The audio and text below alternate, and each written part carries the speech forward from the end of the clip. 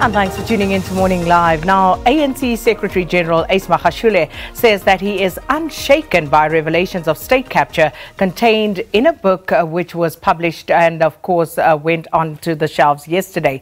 The book, called Gangster State, Unraveling Ace Magashule's Web of Capture by investigative journalist Pieter-Louis Myburgh, refers to leaked emails and documents which allegedly implicate Magashule in a 230 million rand asbestos audit contract in the Free State while he was still premier there. It also links him to the murder of a businessman, Ignatius Mpambani, and exposes an alleged close relationship with the Gupta family. So to discuss this further, we're joined by the author of the book, Pieter-Louis Myburgh. Great to see you. Thanks for coming through. Good morning. Thanks for having me.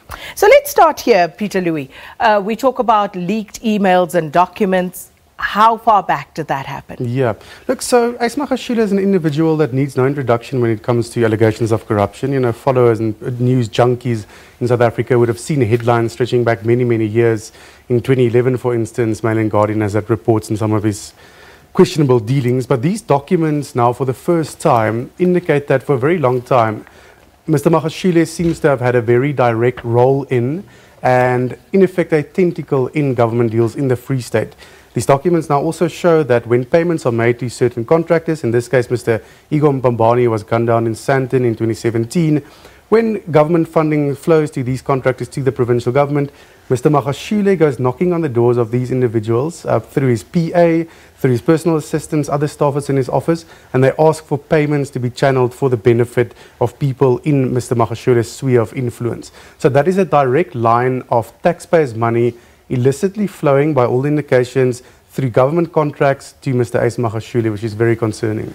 So, Pieter-Louis, before we get into any further details regarding the allegations, let's talk about the reaction, the immediate reaction to this book. Now, firstly, the timing of it has been questioned. It is said to be suspect. The ANC feels as though this is a smear campaign, not just against the ANC, but against the Secretary General. Yeah, look, I think the reaction was disappointing.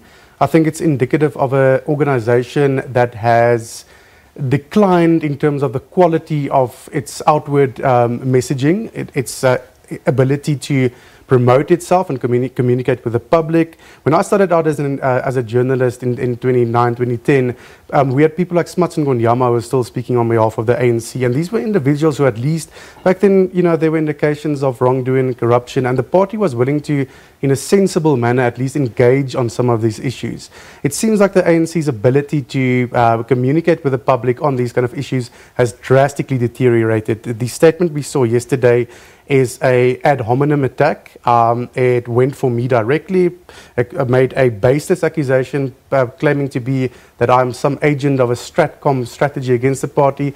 And most crucially, it failed to address any of the key substantial issues raised in the book, which is the indications that there is a corrupt network in our government structures in South Africa. So just going back to my initial question, since when did you receive those emails and those leaks, and why did you decide to publish the book at this juncture? Yeah, sure. Look, so this has been more or less a year-long project. The book was more or less concluded in March, and then there's a bit of post-production process. So you have about a year to research and write a project like this. And yeah, I think, in short, the book was finished, it was completed. It was time to hit the shelves and inform South Africans about a series of concerning developments involving taxpayers' money. We need to continuously hold power to account in this country. Otherwise, we could easily be dragged back into the mess that enveloped around the presidency of Jacob Zuma. So at the center of these allegations is, of course, the most powerful politician, one could argue, in the country, in that this is the Secretary General of the ruling party in South Africa, Ace Magashule. Now, when those emails, the leaks and the documents started coming through to you, was it Ace Magashule at the center of it, or did that just happen organically along the way? Yeah, look, so I've been broadly investigating allegedly corrupt government deals for a very, very long time. And Mr. Magashule's dealings from the Free State was among a series of themes that I had tackled before. You know, this would include PRASA, Transnet, the state security agencies. So in the course of our work, individuals like powerful politicians like Mr. Ace Magashule do necessarily land on one's periphery or within one's crosshairs. So these documents, for instance, they detail the crux of the sort of the mechanics of how this deal was put together. How the contract was, without a tender process, awarded to a consortium of 2 companies, how by all indications the proper procurement processes weren't followed, and then kind of within the broader set of documents, the emails, the spreadsheets, Mr. Magashule then surfaces as what seems to be a very central figure in this saga. And of course, just looking at that 230 million rand asbestos deal, again, the looting of the funds, and as you say, Mr. Magashule appears to be centrally located within all of that. Give us a little more detail of exactly how he finds himself at the center of that story. Yeah, sure. Look, so I think the easiest way to kind of exhibit that or to illustrate that is to literally stick to the old principle of investigative journalism, and that's to follow the money. So just very briefly, in a couple of instances, so the funding from the asbestos audit contract was paid out to this consortium in tranches, 8 payments that came to 230 million rand. So each time a tranche was paid out to this consortium, it would range from 10 million, 15 million, sometimes 25 million. Right after that, some of Magashule's staffers then go and write an email to Mpambani and instruct him to make certain payments. So in 2016, for instance, one of the early tranches went through to the company.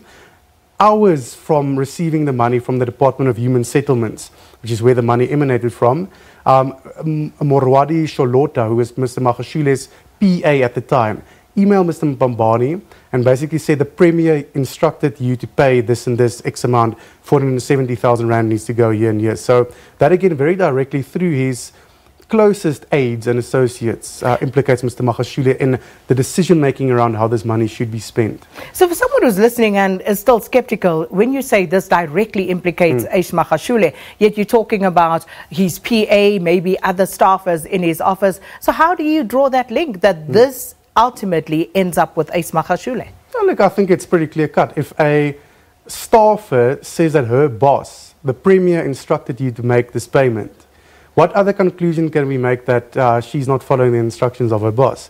In no uncertain terms, she instructed Mr. Mpambani to pay, on the instruction of Premier Magashule, certain payments. So I think it looks rather concerning from the Premier's perspective. So just how pervasive or just how extensive would you say Ace Magashule's power was when it came to at least the Free State leg of the state capture project? Look, so I was fortunate enough I travelled through the Free State quite frequently, and I was able to connect with and speak to quite a broad number of people, and some of them actually formally align themselves to Mr. Magashule. So over the years he's had these different spheres of sort of influence of different cliques around him, and they sort of change. But over the years, a number of people have come and gone from his sort of circle of influence.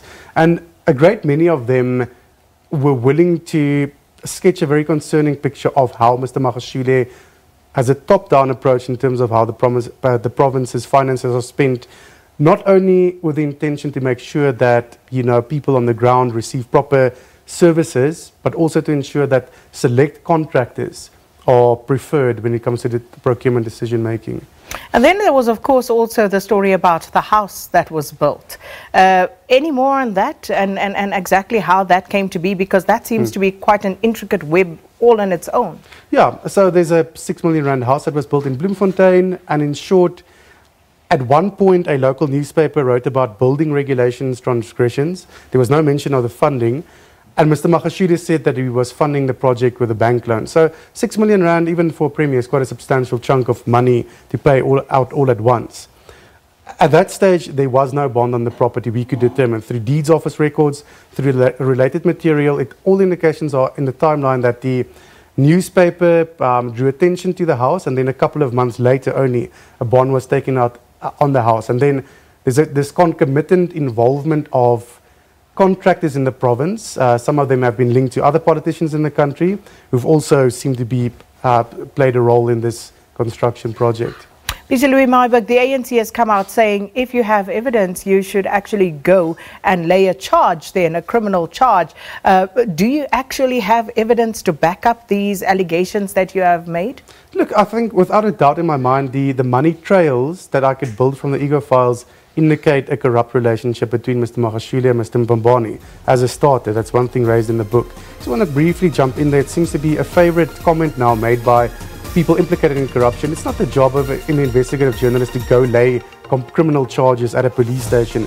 This material, any competent law enforcement agency should be more than able to piece together what is laid out in this book.